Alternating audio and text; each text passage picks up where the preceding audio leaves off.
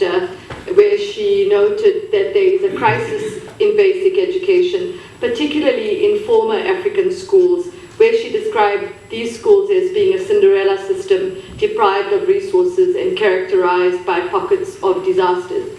So why we welcomed it is that for many years there has been a chorus amongst some of South Africa's foremost education researchers talking about this crisis in education as evidenced by educational performance, and or talking about a dual system in the South African public schooling system.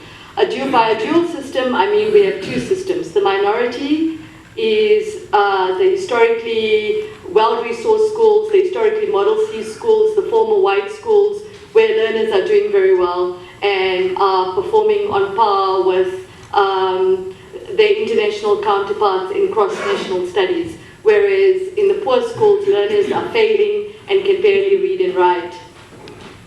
So we are very happy that there is now this acknowledgement of a crisis and that we are now all on the same page. So what do? We put our collective minds together to try and fix the crisis. But that is not so easy. One of the things that a lot of these education researchers are saying is that there is no single silver bullet to fix the education system. In fact, they talk of a complex, multifaceted set of factors that influence the education system and create this crisis that we are in. The well-known education expert Graham Bloch describes it very well. He calls it a toxic mix. And in that toxic mix, he mentions a number of factors. So the first is the double burden of poverty.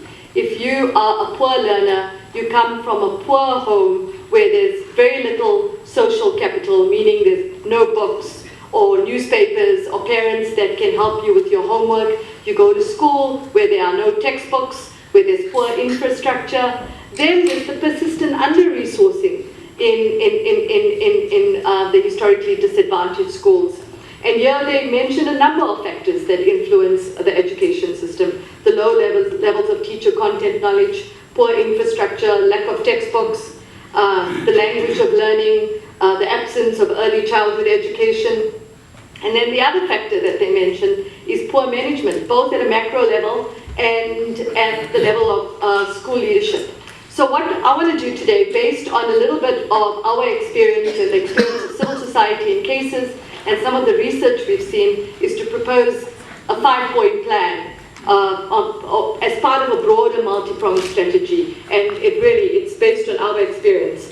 The first thing I would like to say is that we, and especially government, must respect the prioritization of the right to basic education in our constitutional democracy, and this must be reflected in policy and planning. So we recently had the Nkandla judgment that spoke about a constitutional democracy.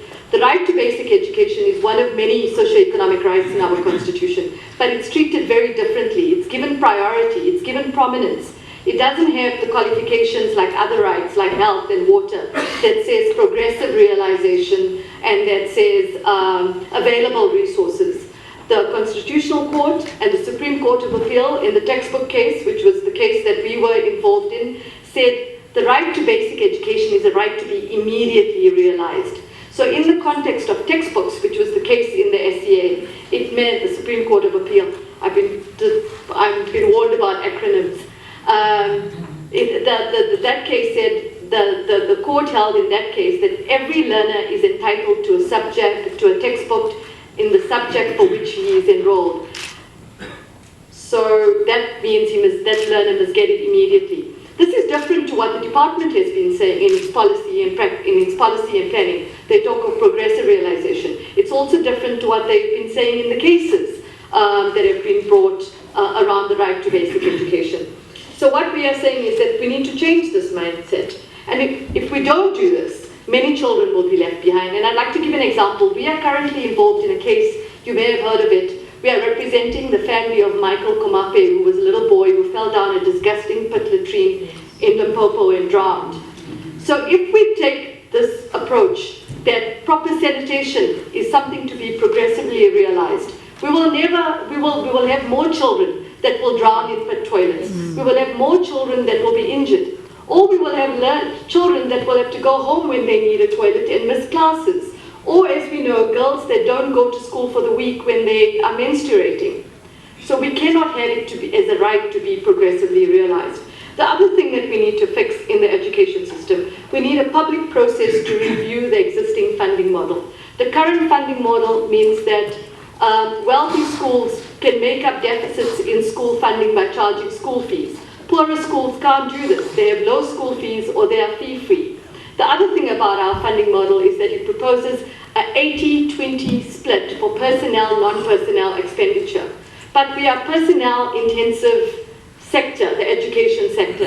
And what happens is that so much money is going into personnel spending in a lot of provinces, over 90%, and there's very little left for non-personnel spending.